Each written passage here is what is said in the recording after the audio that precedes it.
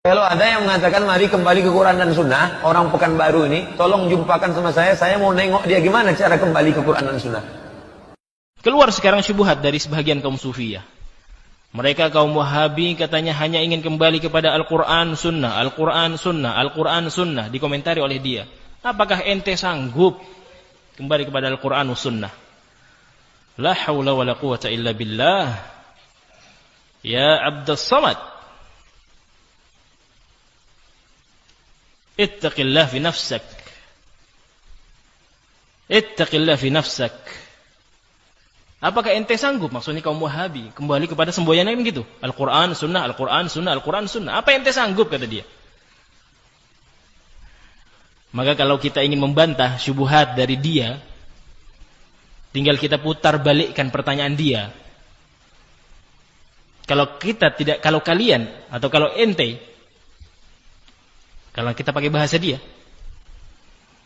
kalau ente membicarakan atau mengomentari kaum Wahabi yang slogannya kembali kepada Quran, kembali kepada Sunnah, Quran Sunnah, Quran Sunnah, itu dicibir, dihinakan, direndahkan. Lah terus slogan ente apa?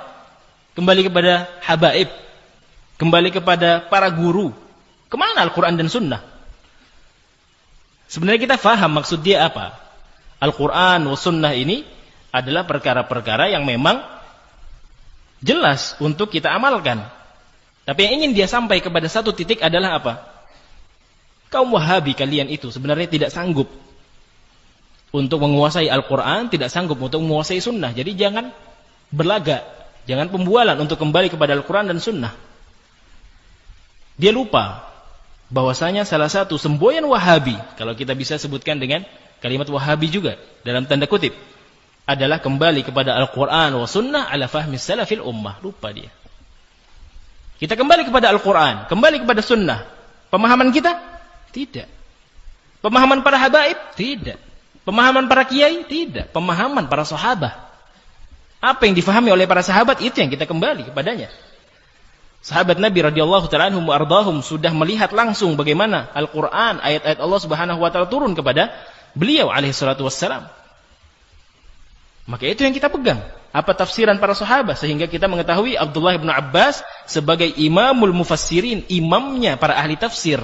Ini menunjukkan bahwasanya kaum Wahabi dalam tanda kutip tidak hanya kembali kepada Al-Quran wa Sunnah, tapi kembali juga kepada pemahaman para sahabat.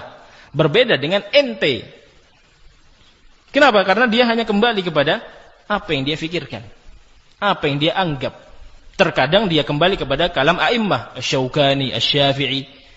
Tapi kembali itu ke hawa nafsunya. Kalau kalam a'immah, ucapan a'immah ternyata mencocoki hawa nafsunya, diambil. Ini salah satu ciri ahlul bid'ah wal ahwa. Apa yang mencocoki hawa nafsunya diambil, dibawa kemana-mana.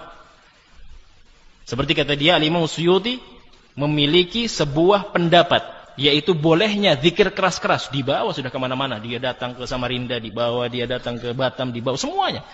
Ke setiap negara atau ke setiap daerah dari Indonesia, ketika dia menyampaikan syubhat sufiyahnya, dibawa ini ucapan a'immah, tanpa melihat ucapan imam yang lainnya. Begitu pula pada kalam-kalam atau ucapan-ucapan yang lainnya dari Imam Syafi'i dan yang selain beliau alaihim rahmatullah.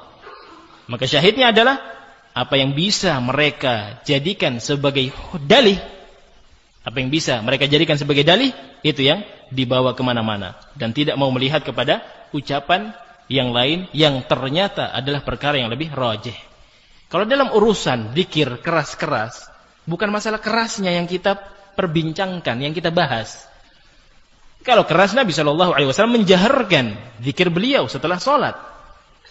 Tapi yang kita bahas sekarang berjamaah.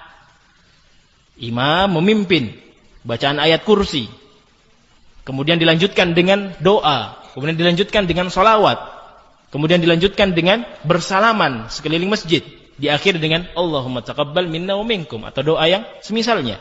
Yang seperti ini apakah pernah dilakukan oleh Nabi SAW? Iya, memang nggak pernah. Kan kita ini budaya Indonesia. Ini agama apa budaya? Ini agama ad-din tauqifiyah, sesuai dengan Quran, sesuai dengan Sunnah, nggak bisa dibawa kemana-mana. Kalau memang kalian menganggap itu bukan bahagian dari amalan soleh, soroha, terang-terangan. Ini bukan bahagian dari Islam. Kita hanya melestarikan budaya nenek moyang kita. Terang-terangan sampaikan. Sehingga tidak ada muslimin yang tertipu dengan syubhat-syubhat kalian.